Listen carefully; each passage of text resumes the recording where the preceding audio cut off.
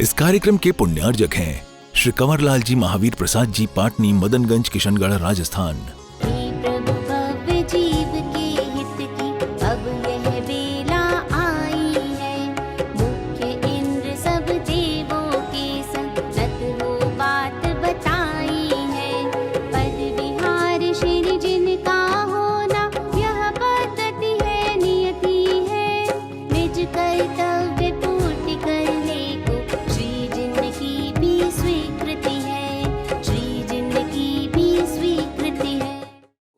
नमः सिद्धेभ्यः। ओम नमः सिद्धेभ्यः। ओम नमः सिद्धेभ्यः। ओकारं बिंदु संयुक्तं नित्यं ध्यायन्ति योगिनः। कामदं मोक्षदं चैव ओंकाराय नमो नमः। अरहमित्यक्षरं ब्रह्म वाचकं परमेष्ठिनः। सिद्धचक्रस्य सद्बीजं सर्वतः प्रणमाम्यहम्। देवादिदेव 1008 श्री शांतिनाथ भगवान की, परम पूज्य आचार्य गुरुवर श्री विद्यासागर जी महाराज की, 108 परम पूज्य मुनि श्री अरहम युग प्रणेता प्रणम सागर जी महाराज की, 108 परम पूज्य मुनि श्री चंद्र सागर जी महाराज की। एक संयोग है और वह कर्म की धूली है, रज है। भला कोई बहादुर व्यक्ति किसी रज को हटाने के लिए, धूली को हटाने के लिए उस धूली से लड़ेगा? विचार करो, सोचो तो। मैं मानता हूं कि सब जगह यही लिखा रहता है, सब जगह यही पढ़ाया जाता है, लेकिन फिर भी कुछ सोच विचार अपनी दूसरी होनी चाहिए।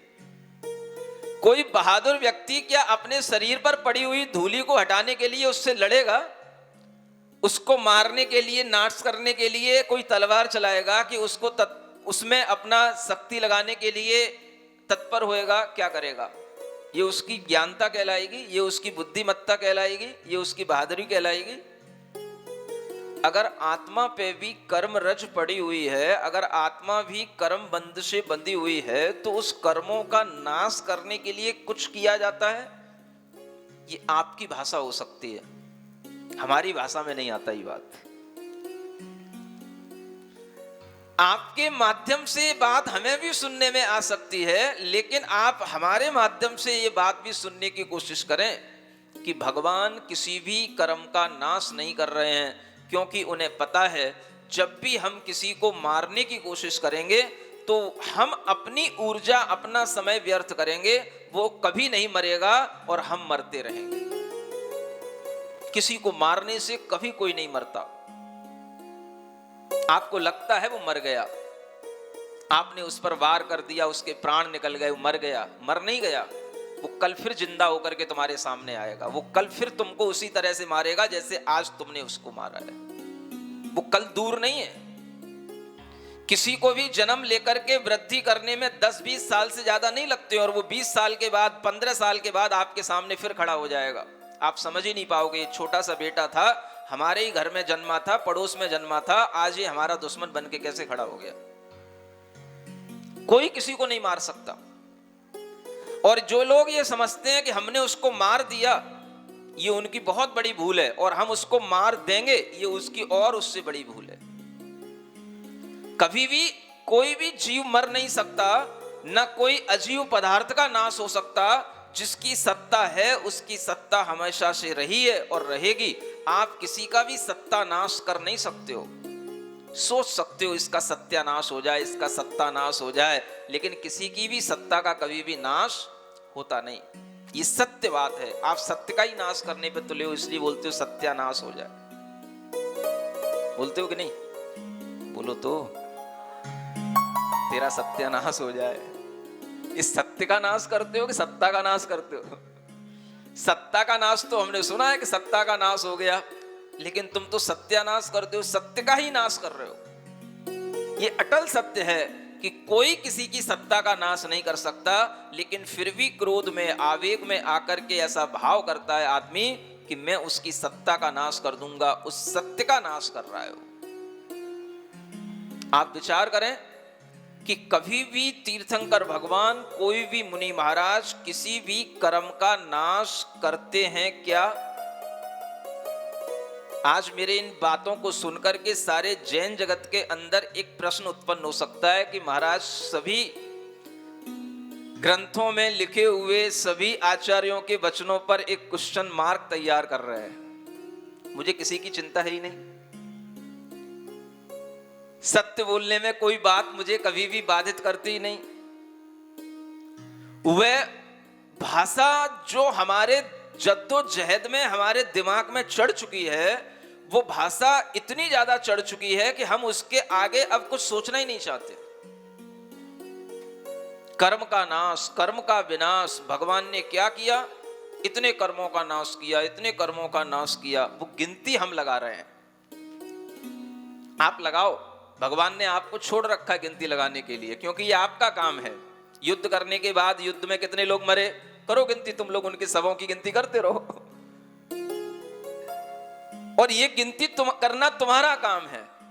ये गिनती दूसरे की अपेक्षा से होती है, दूसरों को समझाने के लिए होती है। लेकिन भगवान वास्तव में क्या किसी कर्म की गिनती कर करके किसी कर्म को नाश कर रहे हैं? क्या उन्हें वो कर्म दिखाई देते हैं?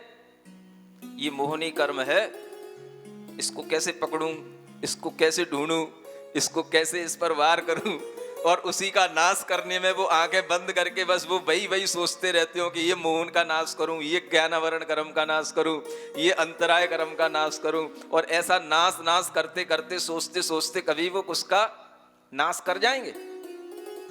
कभी नहीं कर सकते। अगर आपने कभी किसी के नाश की बात सोच ली और आपका दिमाग उसी में लगा हुआ है, तो आप उसको कभी पकड़ ही नहीं सकते, कभी नाश नहीं हो सकता उसका। ये गारंटी की बात है, 100% ये सत्य है कि किसी भी व्यक्ति का अगर आप नाश करने चलोगे तो नाश आपका होगा, उसका नाश आप कर ही नहीं पाओगे। इसलिए मुझे कहीं से कहीं तक नहीं लगता कि कोई भी साधु, कोई भी महापुरुष, कोई भी तीर्थंकर कभी कर्मों का नाश करते हो भीतर से। ये मुझे शांतिनाथ भगवान को देख करके ही, उनकी शांति को देख करके, उनके उस शांत स्वरूप को देख करके पहली बार मेरे दिमाग में भी ये बात कौंधी है। अभी तक मैं भी सब यही लिखता रहा हूं, पढ़ता रहा हूं कि भगवान ने कर्मों का नाश किया, और मैं भी आपको पढ़ाता रहा हूं। आज पहली बार बोल रहा हूं ये सब बातें शांतिनाथ भगवान के प्रभाव से। आज मैं उनके भीतरी स्वरूप को देख रहा हूं, और जब उनके स्वरूप को देखता हूं तो मुझे लगता ही नहीं कि वो कभी किंचित भी भाव करेंगे कि ये कर्म की सत्ता भी मिट जाए। किसी की सत्ता मिटाने का भाव कभी नहीं कर सकते। जो है सो है, जो हो सो हो, मुझको क्या, मुझको क्या, मुझको क्या। ये भाव ही सबसे बड़ा वो भाव है जो उन्हें अहिंसक बनाए रखेगा। इसलिए कोई भी तीर्थंकर, जब कोई भी महापुरुष, कोई भी साधु, कोई भी मुनि महाराज जब अपने आत्म ध्यान में लीन होते हैं तो अपनी आत्मा का ध्यान करते हैं, अपने आत्मा के साम्राज्य को देखते हैं, अपनी आत्मा की ज्ञान की सत्ता को और उस ज्ञान की शक्ति को बढ़ाते हैं। और उस शक्ति को बढ़ाने पर जो कर्म हैं वो अपने आप उनसे दूर हटने लग जाते हैं। वो धूली अपने आप उससे गिरने लग जाती है।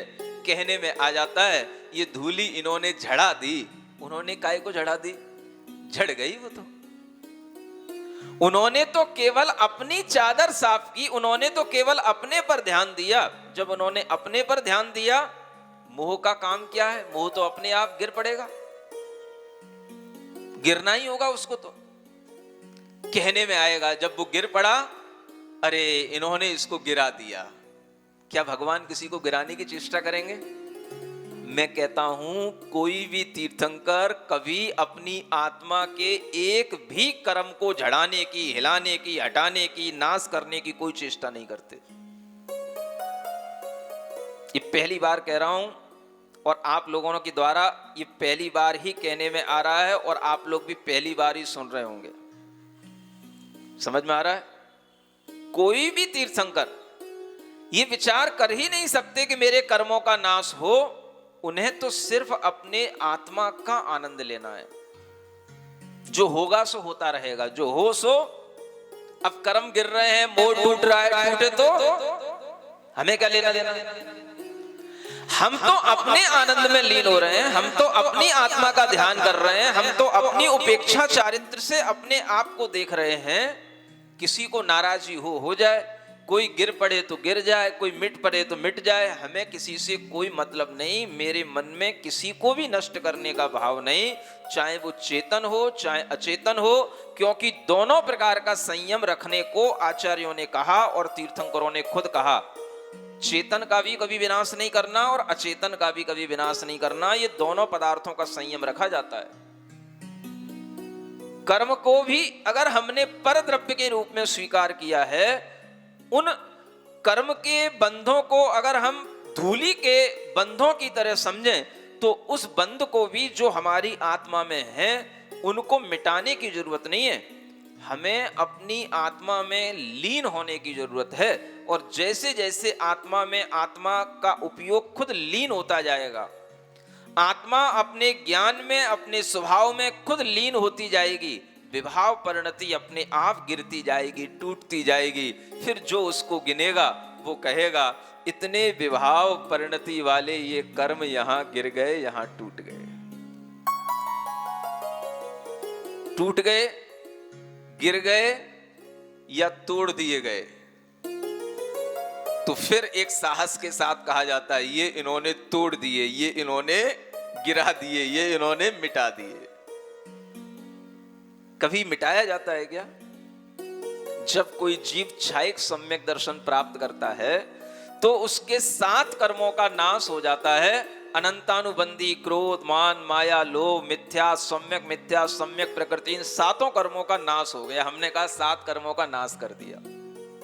क्या हम 7 कर्मों का नाश करके क्षायिक सम्यक दर्शन प्राप्त करते हैं, या हम अपनी सम्यक दर्शन की प्राप्ति से उन कर्मों को अपने आप अलग कर लेते हैं? कभी कोई भी सम्यक दृष्टि जीव क्या कर्मों का नाश भी करने के लिए कुछ करता है? वो तो अपना कार्य करता है। हमें भगवान के दर्शन हुए, हमने भगवान के दर्शन से अपने मन में विशुद्धि बढ़ाई, हमारी विशुद्धि से हमारे कर्म हमसे दूर हो गए। हमने कर्म दूर करने के लिए विशुद्धि बढ़ाई थी क्या? कर्म दूर करने के लिए हमने भगवान के दर्शन किए थे क्या? अरे भगवान के दर्शन से, स्वाध्याय से, ज्ञान से, ध्यान से अपने आप कर्म दूर हो जाते हैं। जब हो गए तब कहने में आता है कि इन्होंने अपने अंदर के मिथ्यात्व कर्म का नाश कर दिया, इन्होंने अनंतानुबंधी कसायों का नाश कर दिया। कोई नाश किया ही नहीं जाता। हमेशा ये ध्यान रखा जाता है कि हमें जिन भावों की आवश्यकता है वो भाव हमारे अंदर आते जाएं। जो हमसे जुड़ा हुआ था वो अगर हमसे अपने आप हटता जा रहा है तो हटता जाए। उस हटने वाले के लिए अगर कोई दूसरे लोग गिनती कर रहे हैं तो वो गिनती करते रहें, लेकिन हटाने वाला कभी भी ये गिनती नहीं करता कि मैंने इतना हटा लिया, इतना नाश कर लिया। ये विचार आपके दिमाग में कौंधना चाहिए। जैसे बिजली कौंधती है ना, ऐसे ही आपके दिमाग में, आपके ज्ञान में विचार कौंधने चाहिए। सुन रहे हो? तो भगवान शांतिनाथ क्या कर रहे हैं? किसी को मिटा रहे हैं, किसी को हटा रहे हैं, अपने कर्म बंधों का नाश कर रहे हैं। नाश तो अपने आप होता रहेगा, गिनती आप करेंगे। नाश करने की कितनी प्रक्रिया हो गई है इसकी जानकारी आपको रहेगी, उन्हें कोई उसकी जानकारी, कोई उसका खाता उनके पास में नहीं। और किसी भी तरह का वो ऐसा विचार करते ही नहीं कि कितने कर्म नाश हो गए और कितने कर्म बचे हैं। ये कौन करेगा? ये लोखा जोखा रखने का काम किसका? सब दूसरों का काम, दूसरे केवली का भी काम हो सकता है। एक भगवान दूसरे भगवान के लेखा जोखा को भी बता सकते हैं कि इन्होंने इतनी देर में, इस उम्र में, इस तिथि में ये कर्मों का नाश किया। ये दूसरे का काम।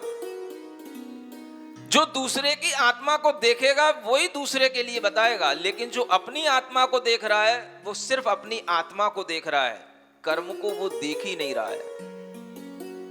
और ऐसा व्यक्ति ही आत्म शक्तियों से जब भरपूर होता चला जाता है, अपने गुणस्थानों को बढ़ाता चला जाता है, तो उसके कर्म अपने आप जैसे जैसे विशुद्धि बढ़ेगी, अपने यत्न से उन कर्मों का अभाव होता चला जाएगा। एक बहुत अच्छी बात आचार्य अकलंक देव ने राजवार्तिक में लिखी है कि जब भगवान ध्यान में बैठते हैं और जब उन्हें केवल ज्ञान की प्राप्ति होती है, तो उस समय पर उनके लिए दो तरह के कार्य होते हैं, एक यत्न साध्य और एक अयत्न साध्य। क्या बोला? हाँ, कुछ कर्म तो वह जो झड़ रहे हैं वो यत्न पूर्वक झड़ रहे हैं, जो उनकी विशुद्धि से झड़ रहे हैं, और कुछ तो ऐसे हैं जो उनके पास फटकेंगे ही नहीं, वो अयत्न साध्य कहलाते हैं। मान लो वह तीर्थंकर हैं, अब उन तीर्थंकर के लिए कभी भी अब त्रियंच आयु, नरक आयु, देव आयु, इन तीनों आयु कर्मों का उनके अंदर अब कभी बंद होगा ही नहीं। उनकी सत्ता में भी ये कर्म नहीं है। ये तीन कर्म प्रकृतियां तो उनके पास दूर दूर तक नहीं फटकेंगी, लेकिन इनका अभाव गिना जाएगा। तो ये क्या कहलाया? ये कहलाया अयत्न साध्य। सुन रहे हो? क्या कहलाया ये? अयत्न साध्य। और बाकी के जो कर्म हैं वो कर्म अपने आप निर्जरित हो रहे हैं, जर्जरित हो रहे हैं, झड़ रहे हैं, सड़ रहे हैं, वो अपने आप सड़ रहे हैं, जड़ रहे हैं। भगवान तो क्या कर रहे हैं? भगवान तो अपनी आत्मा के आनंद में लीन हो रहे हैं, अपने आप में मगन हो रहे हैं। जिसको झड़ना है झड़े, सड़ना है सड़े, मरना है मरे। लेकिन हमारी दृष्टि किस पे है? कितने मर गए? नहीं सुना? जैसे कोई युद्ध होता है ना, रामायण का युद्ध हो, महाभारत का युद्ध हो, तो सुबह से शाम से देखने के बाद क्या रिजल्ट निकालते हैं? आज कितने मर गए? सामान्य योद्धा थे, जो पदाती थे, वो कितने मरे? बस उनकी तो केवल संख्या बता दो, उतने में ही राजा को संतोष हो जाता है। राजन, आज मैंने दूसरी सेना के 1000 लोगों को मार गिराया। अपना कोई सेना नायक तो नहीं मरा? राजन, उन 1000 सैनिकों को मारने में अपने एक सेना नायक की क्षति हो गई। तो राजा को यह लगता है कि एक सेना नायक मर गया, ये हमारे लिए नुकसान हो गया। जब आदमी के अंदर इस तरह का गणित आ जाता है तो वो हर समय पर वही गणित से ही चलता है, और यही गणित आप लोगों को सिखाया जाता है। यही गणित सीखने के लिए सब लोग तत्पर रहते हैं। किस गुणस्थान में कितने कर्मों का नाश हो गया, तो चौथे गुणस्थान से लेकर के 7वें गुणस्थान तक 7 कर्मों का नाश किया गया। हा, हमारे राजा ने बहुत बड़ा काम कर लिया। तो आपको प्रसन्नता होती है।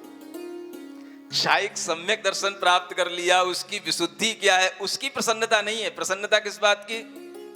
7 कर्मों का नाश हो गया। हमें लगता है कि आपकी दृष्टि भी कहीं ना कहीं उसी नाश की ओर है।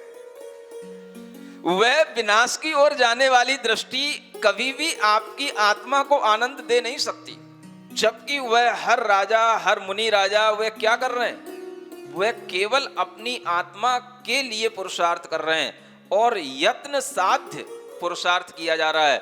वह अपना यत्न इसी में बनाए हुए हैं कि मेरा ध्यान मेरे से भटक न जाए। किसी भी पर पदार्थ का ध्यान करना उन्हें उचित ही नहीं लगता। कर्म का ध्यान भी वो नहीं करते, क्योंकि वो भी पर पदार्थ है। केवल स्वयं में अपना उपयोग लगाना, स्वयं का ध्यान करना, यही उनके लिए एकमात्र ध्यान होता है, और इसी में वो राजी होते हैं। ऐसा ध्यान करने वाले वह जब मुनि महाराज अनेक अनेक कर्मों का 8वें गुण स्थान में पहुंच जाते हैं, 9वें गुण स्थान में पहुंच जाते हैं, और वहां पर एक दो नहीं 36 कर्मों का नाश हो जाता है। और फिर उसके बाद में 10वें गुण स्थान में पहुंच जाते हैं तो वहां पर भी एक संजुलन लोभ का नाश हो जाता है। और फिर उसके बाद में वह 12वें गुण स्थान में पहुंच जाते हैं तो वहां पर भी लगभग 16 कर्मों का नाश हो जाता है। और ऐसे कर्म अपने आप नाश को प्राप्त होते जाते हैं, हम उन्हीं की गिनती में लगे रहते हैं। कर्मन की 63 प्रकृति नाश, नाश पहले करो, है ना। भगवान ने नाश पहले किया कि अपने अविनाशी स्वभाव को पहले प्राप्त किया। समझने की बात है, भगवान ने अपने अविनाशी स्वभाव को पहले प्राप्त किया, लेकिन हम पहले नाश की ओर देखते हैं। भगवान ने कितने कर्मों का नाश कर लिया, कितने कर्मों को निर्जरा कर दी। ये नाश नाश नाश कभी हमारे लिए अविनाशी स्वभाव की ओर दृष्टि लाएगा कि नहीं? भगवान अपने उस स्वभाव को अपनी विशुद्धि के माध्यम से प्राप्त करते चले जा रहे हैं, उनकी आत्मा शुद्ध होती चली जा रही है। और हमने गिना, भगवान ने कर्मों की 63 प्रकृतियों का नाश कर दिया। कैसे कर दिया? तो देखो ऐसे कर दिया। कौन से दिन कर दिया? वो दिन भी लिखा दिया गया। कौन से कर्मों के नाश से क्या क्या कर लिया वो भी सब लिख दिया गया। अब लिखा तो वही जाएगा जो पूर्वाचार्य लिखते हुए आए, कहा वही जाएगा, लिखा वही जाएगा, सुना वही जाएगा। लेकिन कभी ना कभी आपको एक नया चिंतन भी सुनाया जा सकता है। और इसी भावना से आपको आज ये नया चिंतन सुनाया है कि नाश की ओर नहीं, अविनाश की ओर दृष्टि रखो। भले ही नाश हमें दिखाई दे, नाश हो गया, युद्ध में इतने मर गए, इतना विनाश हो गया, लेकिन ये देखो जो बचा है उसका क्या है। और वही चीज आपके सामने आती है। ज्ञान कल्याणक अब आगे आने वाला है। आने वाले समय में भगवान उसी केवल ज्ञान के साम्राज्य को प्राप्त करने वाले हैं। और वह कब क्या प्राप्त करते हैं? पौषे च मासी धवले दशमी दिनांते, पौषे च मासी धवले दशमी दिनांते, पल्यङ्कतोऽस्य खलु पूर्वदिगानने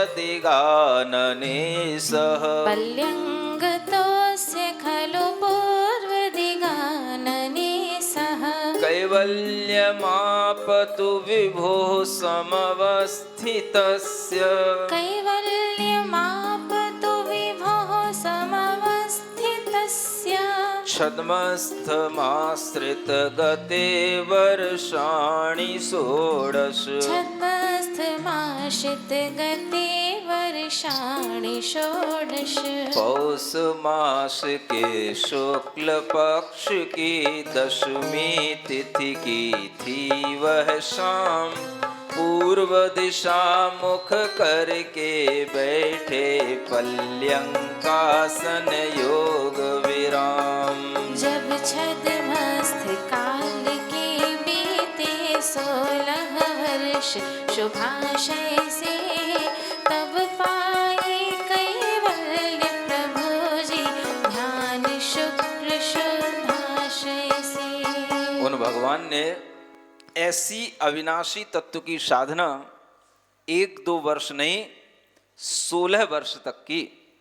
और 16 वर्ष के बाद में पौष मास के शुक्ल पक्ष की 10वीं तिथि की शाम के समय पर, जब वह पद्मासन से पल्यंकासन से पूर्व दिशा की ओर मुख करके विराजमान थे, उस समय पर उन्होंने अपने शुक्ल ध्यान के प्रभाव से अपने आत्मा के उस केवलक ज्ञान रूपी साम्राज्य को प्राप्त कर लिया, जिसे प्राप्त करने के बाद में फिर वह आत्मा कभी भी विनाश को प्राप्त नहीं होता। और उस केवलक ज्ञान साम्राज्य के आगे कोई भी दूसरा ज्ञान फिर आगे उसके टिकता नहीं है। ऐसे केवलक ज्ञान को प्राप्त करने वाले वह शांतिनाथ भगवान अपने शुक्ल ध्यान से किन किन कर्मों का नाश कर दिए, ये बात आपके लिए बाद की है। ये गिनती आप लगाते रहो। लेकिन भगवान ने क्या प्राप्त किया? तो भगवान ने अनंत ज्ञान प्राप्त कर लिया। अनंत सुख प्राप्त कर लिया। और ऐसे अनंत ज्ञान सुख को प्राप्त करके वह तीर्थंकर भगवान अपने आप में इतने मग्न हो चुके हैं, इतने आनंदित हो चुके हैं कि उनके लिए उस आनंद को अब कभी भी कम नहीं किया जा सकता। वह अपने उस स्वभाव से अब कभी भी गिरेंगे नहीं। उनके आनंद में अब किसी चीज की किसी भी क्षण कभी भी एक रत्ती भर भी कमी आएगी नहीं। ऐसे उन्होंने उस शाश्वत आनंद को, शाश्वत ज्ञान को प्राप्त कर लिया। और ऐसे केवल ज्ञान को प्राप्त किए हुए अब वह शांतिनाथ भगवान आगे किस रूप में हमारे सामने आएंगे, ये आपके लिए आगे बताया जाएगा।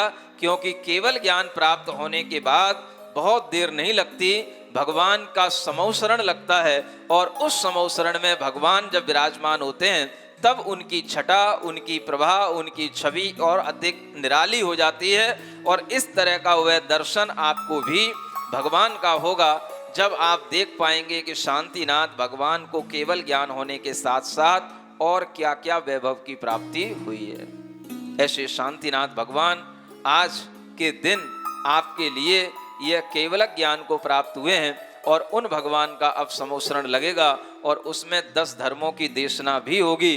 क्योंकि धर्म की देशना भगवान समोसरण में ही देंगे। अब भगवान की देशना कितने दिनों तक होगी, कब तक चलेगा वह समोसरण, ये आप लोगों की भक्ति के ऊपर निर्भर करेगा। और इस तरह की भक्ति अगर आप लोगों की बनी रहेगी तो समोसरण भी लंबे समय तक बना रहेगा। जब तक इंद्र भगवान से प्रार्थना नहीं करेगा, भगवान बहुत दिन हो गए यहाँ पर समोसरण लगे हुए, कहीं दूसरी जगह भी चलो, तब तक वह समोसरण भगवान का वहीं लगा रहेगा जब तक इंद्र भगवान की स्तुति नहीं करेगा। आ रहा है समझ में? तो आपके लिए अब ये समोसरण लगने का टाइम आ रहा है। आपके लिए ये धर्म की देशना सुनने का टाइम आ रहा है। आपके लिए भगवान का समोसरण में विराजमान होकर के दर्शन करने का टाइम आ रहा है। और इस समय पर आपको ये ध्यान रखना है कि भगवान ने इन सब जो उपलब्धियों को प्राप्त किया है, ये सब उपलब्धियां उन्होंने अपने पुरुषार्थ से, यत्न साध्य वह पुरुषार्थ कहा जाता है जो उन्होंने अपने यत्न से प्राप्त किए हैं। ऐसी ही भावनाओं के साथ में बोलिए शांतिनाथ भगवान की। अभी पढ़ी नहीं, एक भी बार पढ़ोगे कि नहीं? जल्दी तो नहीं है? यह शरीर तो रहा अचेतन, दुर्गंधित है अशुचि निधान, चर्म मात्र से शोभ रहा है, भीतर रुधिर मास मल खान। यदि नितांते एकांत रूप से ऐसा तन तो मान रहा, फिर भी तो वैयाव्रत कर क्यों क्या चेतन पहचान रहा। भूल रहा तू जो मुनिजन है, रत्नत्रय से नित्य पवित्र, तपोधनों का तन चेतन संग पूज्य बना ज्यों सत्संगेत्र। रत्नत्रय के दिव्य लाभ की हो इच्छा यदि तुमको मेर, तो तुम मुनि तन सेवा करना, पालोगे जिन देव चरित्र। हे साधो केवल चेतन ना तन का भी अवरोध रखो, क्या तन में है रोग देह का, क्या स्वभाव त्रय दोष लखो। यदि निदान तुम नहीं जानते देह रोग का ऋतु अनुसार, तो साधो का मरण समाधि कैसे हो आराधन सार। इस पंचम कलि काल में देखो तन आश्रित है मन परिणाम, मृत्यु समय पर इसीलिए ही तन सेवा चेतन की जान। जीवन भर जो धर्माराधन किया निरालंबन सुख से, उस साधक को अंत समय में यदि आलंबन मृत्यु सुख से। कौन करे इसकी तन सेवा ऐसा सोच तजे यदि साध, तो वह आत्मधर्म ही तजता कहते हैं साधक तपसाद। धर्म अकेला कहाँ रहेगा धार्मिक जन बिन तुझे बता, धर्मी सेवा धर्म बनी है, धर्मी है धर्म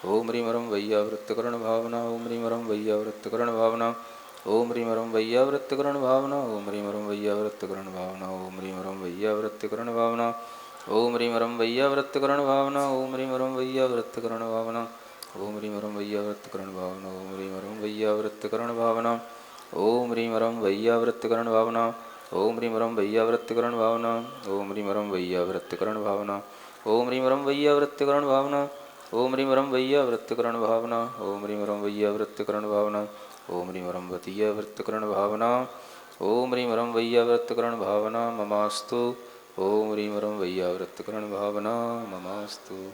सम्यक दर्शनाय नमः, सम्यक ज्ञानाय नमः, सम्यक चारित्राय नमः। सिरिजिणवाणी जग कल्याणी जग जन मदतम मोहरी जनमण हारी गढ़हर हारी जम जरा भव रोग हरि तिथियराणम दिव्यझुणिम जो पढ़ई सुणई मय्ये धारई राणम सौखमणन्तं धरिय सासद मोक्ष पदम पावई सासद मोक्ष पदम पावई। इस कार्यक्रम के पुण्यार्जक थे श्री कंवरलाल जी महावीर प्रसाद जी, पाटनी, मदनगंज, किशनगढ़, राजस्थान।